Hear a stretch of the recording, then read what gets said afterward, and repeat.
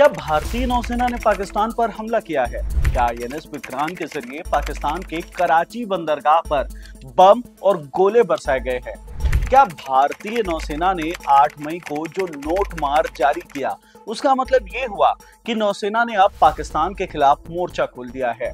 Navy के नोटमार का मतलब क्या होता है और नौसेना का मोर्चा खोलना पाकिस्तान के साथ इस वार पलटवार की कार्रवाई को कहां तक ले जा सकता है? इस वीडियो में इन सभी मुद्दों पर सही और सरकारी जानकारी के आधार पर बात होगी। हेलो, मैं हिमांशु हूं और आप देख रहे हैं खबरगांव। 8 मई की शाम ढलते ही जम्मू से लेकर गुजरात तक भारत पाक की सीमा पर सेना ने कार्रवाई शुरू की।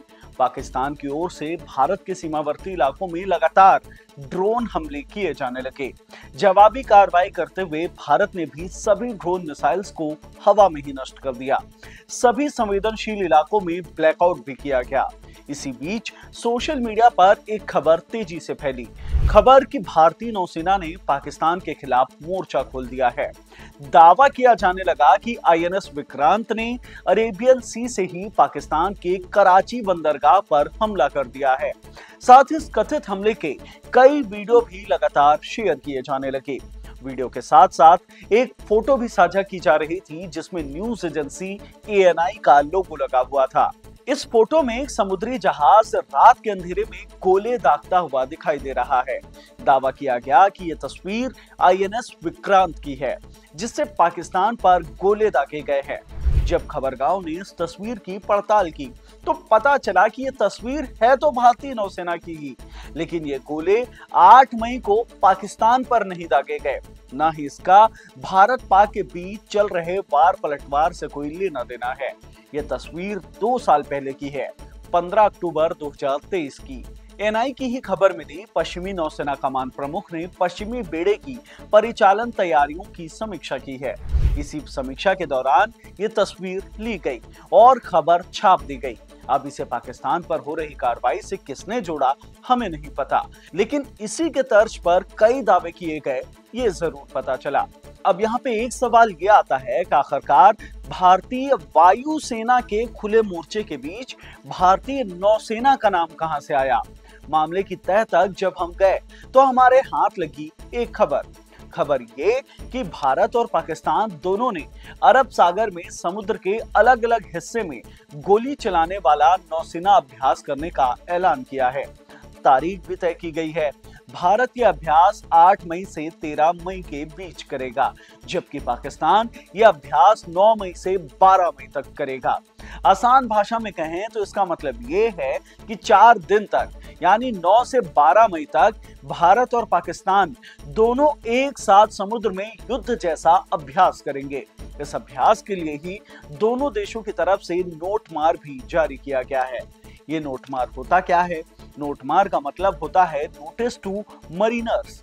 इसे आसान हिंदी में समझें तो ये कि जब समुद्र में जहाजों या नौसेना के अभ्यास के कारण कोई खतरा होता है या कोई खास इलाका सुरक्षित नहीं रहता, तो सरकार या नौसेना समुद्री यात्रियों को पहले से ही चेतावनी देने के लिए एक नोटिस जारी करती है।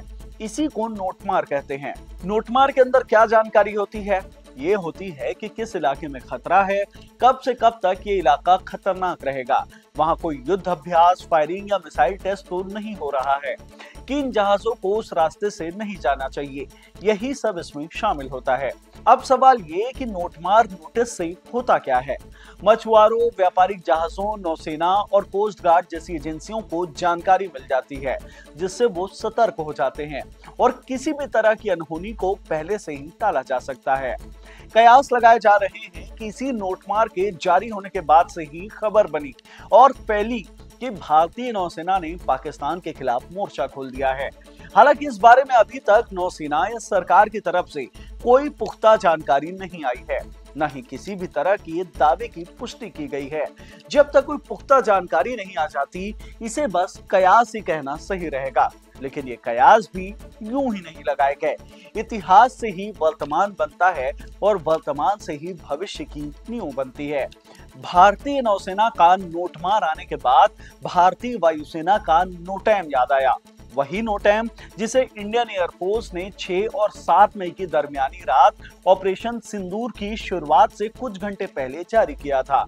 नोटिस में क्या लिखा गया था वो जानने से पहले ये जान लीजिए कि अब नोटैम क्या होता है। जिस तरह से नौसेना समुद्र में किसी भी तरह की कार्रवाई या फिर सैन्य अभ्यास करने से पहले नोटमार नोटिस टू मरीनर्स जारी करती है, ठीक उसी तरह वायुसेना भी आसमान में किसी कार्रवाई या किसी सैन्य अभ्यास से पहले एयरमैन को एक नोटिस जारी करती है, जिसे कहते हैं नोटिस टू एयरमैन, माने कि नोटैम। 6 मई को यही हुआ था। भारत ने 7 और 8 मई को इंडो पाक बॉर्डर के दक्षिणी हिस्से माने कि राजस्थान के पास के इलाके में एक बड़े हवाई अभ्यास के लिए नोटैम जारी किया। इसका मतलब था कि भारतीय वायुसेना इन तारीखों पर सीमा के पास हवाई युद्ध अभ्यास करेगी, जिसमें उसके सभी प्रमुख लड़ाकू विमान जैसे कि राफेल, मिराज 2000 और सुखोई 30 शामिल होंगे। तारीख और समय के बारे में भी बताया गया था कि अभ्यास 7 मई की दोपहर 3:30 बजे शुरू होगा और 8 मई की रात 9:30 बजे खत्म हो जाएगा।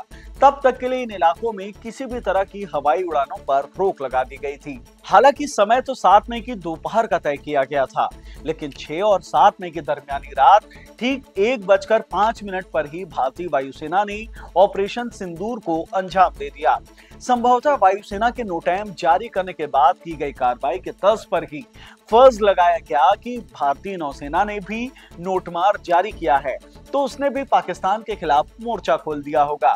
लेकिन ऐसी किसी भी कार्रवाई के बारे में नौसेना या फिर सरकार की तरफ से कोई जानकारी अब तक नहीं दी गई है। अगर भारतीय नौसेना ने ऐसा कोई ऑपरेशन किया होता तो ऑपरेशन सिंदूर और 7 मई की सुबह हुई कार्रवाई और 8 मई की देर रात हुई कार्रवाई जैसे ही इसकी जानकारी भी जारी की जाती। बहरहाल यहाँ एक बात और गौर करने वाली है, अगर भारतीय नौसेना पाकिस्तान के खिलाफ मोर्चा खोल देती है तो फिर ये एक प्रॉपर वॉर वाली सिचुएशन हो सकती है, जिसके बाद नौसेना इसे अंजाम पर ले जाए बिना वापस नहीं लौटेगी। भारत की तरफ से पहले ही साफ किया गया है कि ऑपरेशन सिंदूर और उसके बाद लगातार की जा रही कार्रवाई फोकस्ड, नॉन एक्सेलरेटरी और प्रोपोर्शनेट है। फोकस्ड माने कि ऐसे हमला जब जवाबी कार्रवाई का लक्ष्य बिल्कुल सटीक हो, पहले से तय हो, जैसे कि सिर्फ आतंकी ठिकानों पर अटैक करना, न कि आम नागरिकों पर या बेतरतीब जगहों पर गोले बरसाना। नॉन एक्सेलरेटरी माने कि तनाव बढ़ाने वाला नहीं होना चाहिए, यानी कि ऐसा जवाब देना जो हालात को और ज्यादा बिगाड़े नहीं बल्कि नियंत्रित रखे, जैसे युद्ध छेड़ने के बजाय सीमित और संतुलित जवाब देना। प्रोपोर्शनेट माने कि अनुपातिक या संतुलित, यानी कि जितना नुकसान या हमला हुआ उतना ही अनुसार जवाब देना है, न कि जरूरत से ज्यादा गोले बरसा देने हैं या उससे कम कर देना है। कुल जमा भारतीय सेना ने साफ कर दिया है कि उसके हमले केवल आतंकी ठिकानों पर केंद्रित थे और पाकिस्तान की सैन्य चौकियों या आम नागरिकों को निशाना नहीं बनाया गया। ये हमला हाई प्रिसिजन मिसाइलों और ड्रोन के जरिए किया गया था, जिसमें लश्कर, जैश-ए-मोहम्मद और हिजबुल के ट्रेनिंग कैंप पूरी तरह नष्ट कर दिए गए। उसके बाद की कार्रवाई में भी पाकिस्तान की ओर से किए जा रहे ड्रोन हमलों को ही मार गिराया गया है। किसी भी तरह की बेतरतीब हमलों को अंजाम नहीं दिया गया। ऐसे में ये कहना कि नौसेना ने पाकिस्तान पर हमले किए सिर्फ कयास मात्र ही हो सकते हैं, खासकर तब जब तक सेना की तरफ से कोई स्पष्ट जानकारी जारी नहीं की जाती। हमें ये बात बखूबी याद रखनी चाहिए कि सेना अपना काम सीमा पर कर रही है, अपनी ड्यूटी वहां अडिग होकर निभा रही है। ऐसे में हमारी भी जिम्मेदारी बनती है कि हम भी अपनी जिम्मेदारी निभाएं और किसी भी तरह की अफवाह या चिंगारी को हवा न दें। देश में लगातार बढ़ते अफवाही चिंगारियों को देखते हुए ही भारत सरकार की तरफ से देशवासियों के लिए एक पोस्टर जारी किया गया है, जिसमें यही बात लिखी गई है, अपील की गई है कि हमारे जवान सीमा की रक्षा कर रहे हैं। आइए हम सब मिलकर देश की ऑनलाइन भी रक्षा करें। ऐसे माहौल में हमें क्या करना है और क्या नहीं करना चाहिए, इस बात को लेकर दिशा निर्देश भी दिए गए हैं। मसलन डूज में कहा गया है कि सिर्फ सरकारी जानकारी ही शेयर करें, जैसे कि हेल्पलाइन नंबर, आधिकारिक सलाह और राहत की पक्की खबरें। खबर को शेयर करने से पहले सरकारी या विश्वसनीय स्रोत की जांच कर ले कि वो सही है या नहीं है। झूठी खबरें तुरंत रिपोर्ट करें।